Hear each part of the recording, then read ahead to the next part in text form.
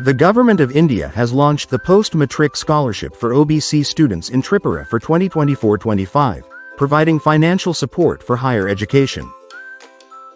Students can receive a monthly allowance of up to 750 rupees along with other benefits throughout their course duration.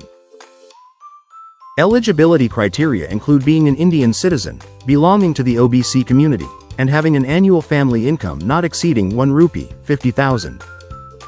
Ineligible applicants include those pursuing different subjects at the same education stage or lacking necessary documents. Benefits include maintenance allowance, fee reimbursement, study tours, thesis charges, and reader allowance for blind students. Required documents include passport-sized photographs, academic transcripts, and an OBC caste certificate.